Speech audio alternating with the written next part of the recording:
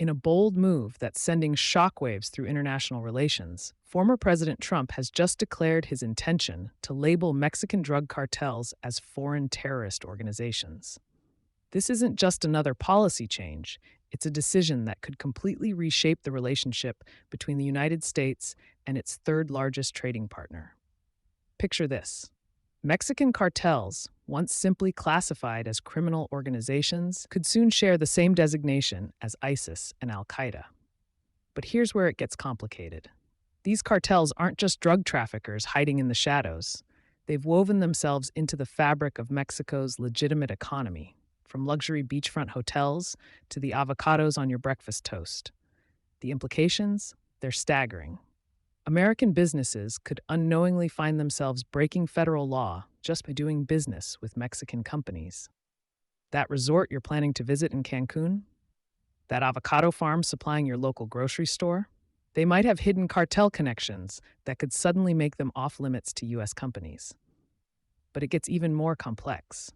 Remember those remittances, the money that Mexican workers in the U.S. send back home? Last year, that totaled a whopping $6.33 billion. Under these new rules, even sending money to family members could become a legal minefield if any recipients have even distant connections to cartel activities. Trump's plan doesn't stop at paperwork. He's talking about bombing fentanyl labs and sending in special forces to capture cartel leaders. It's the kind of aggressive stance that's making both diplomatic and business leaders nervous. Mexico's sovereignty is at stake, and with it, the delicate balance of North American trade relations. The designation order is deliberately vague, leaving it to the Secretary of State to determine which groups make the list. It's not just Mexican cartels in the crosshairs. Groups like MS-13 from El Salvador and Venezuela's Tren de Aragua could also be targeted. This broad approach is raising red flags among experts who've seen similar proposals shelved by previous administrations. Former sanctions expert Samantha Soltoun puts it bluntly: every administration that's considered this move has backed away after seeing the potential economic fallout. But Trump's administration seems determined to push forward, despite the risks.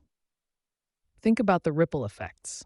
Western Union and other money transfer companies might stop serving Mexico entirely. U.S. farms and ranches could face penalties if their workers send money to the wrong relatives. Mexican tourism, agriculture, and manufacturing sectors deeply integrated with the U.S. economy could all face disruption. The reality is that cartels have evolved far beyond the simple drug-running operations of the past. They're now sophisticated business enterprises, often operating through legitimate front companies. Distinguishing between legal businesses and cartel-controlled operations isn't just difficult, it might be impossible. As this policy moves forward, both countries are holding their breath. Will this designation actually help combat drug trafficking, or will it just create chaos in one of the world's most important bilateral relationships? The answer could reshape the economic landscape of North America for years to come.